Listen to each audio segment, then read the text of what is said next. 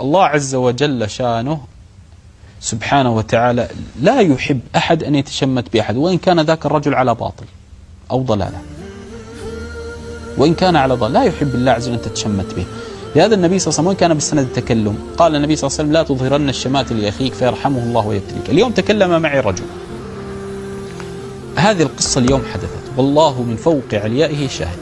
قال لي: مات صديقي في حادث سير سيارة، هو يتكلم عن أمد بعيد لكن اليوم كلمني بالقصة، يقول: قبل سنوات مات صديقي بحادث سير فأردت الذهاب للجنازة، فقال لي أبي: هو مات شهيد؟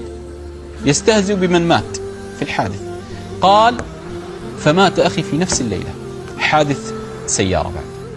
لهذا الله عز وجل يكيل بالمكيال سبحانه وتعالى، واضح؟ إذا أغلق عليك باب وعيرك الناس بفقرك سيغنيك الله ولو بعد حين، فاصبر. لهذا افرح بشماتة الناس.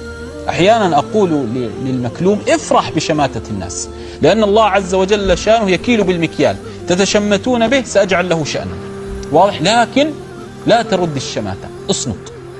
قال صلى الله عليه وسلم: من صمت نجا. قالوا: دنيا وآخرة، دنيا وآخرة.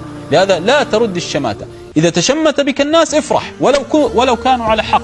وقع في الذنب قبحه الله ويتشمتون بك صباحا وأنت مذنب، اصمت، قل: اللهم إني أذنبت فأستغفرك، فقط بينك وبين الله يغفر الذنب، لكن انظر ماذا سيفعل به.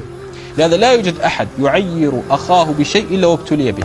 لهذا ابن سيرين رحمه الله كان يقول: إني لا أعلم الناس عيروا إخوانهم بالذنوب فابتلاهم الله بها، وهم كانوا صالحين، لكن قال: هذا يشرب سجاير، هذا كيف تعطونه هذا؟ بعد يوم تحصله يشرب شيشة، خلاص ابتلي به. لهذا من الأدب ألا تتشمت بأخيك المسلم. نعم، والله أعلم.